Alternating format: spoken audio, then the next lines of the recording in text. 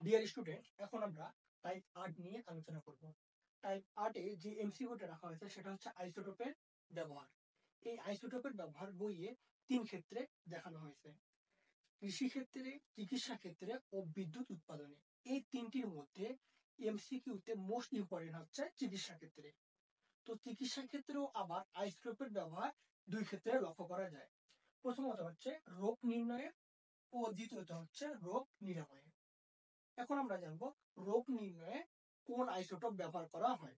আমরা মুখস্থ রাখবো রোগ নির্ণয়ে টেকনিশিয়াম 99 এই আইসোটোপটি ব্যবহার করা হয়। এখন জানবো এই টেকনিশিয়াম 99 আমাদের শরীরে কিভাবে কাজ করে। এই টেকনিশিয়াম 99 আইসোটোপটি ইনজেকশনের মাধ্যমে প্রথমত আমাদের শরীরে প্রবেশ করানো হয়। টেকনিশিয়াম 99 আইসোটোপটি গামা রশ্মি নির্গত করে।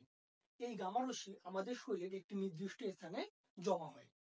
তখন বাইরে থেকে গামা রশ্মি শনাক্তকারী ক্যামেরা দিয়ে রোগাক্রান্ত স্থানে ছবি তোলা সম্ভব হয়। এই টেকনিশিয়াম 99 এর লাইফ টাইম হচ্ছে 6 ঘন্টা। অতি অল্প সময় আমাদের দেহে থাকার কারণে এটি আমাদের শরীরের কোনো প্রকার ক্ষতি করতে পারে না। এ কারণে এই টেকনিশিয়াম 99 ব্যবহার অতি নিরাপদ।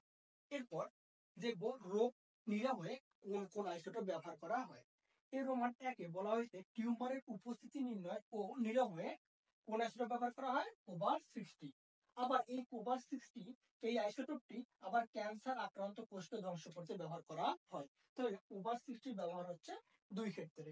এরপর দ্বিতীয় রোমানে আছে রক্তের লিউকেমিয়া রোগের চিকিৎসায় ফসফরাস 32 এই আইসোটোপটি ব্যবহার করা হয়। এই রোগ নিরাময়ে এই আইসোটোপের ব্যবহারগুলো আমরা মুখস্থ করে নিব।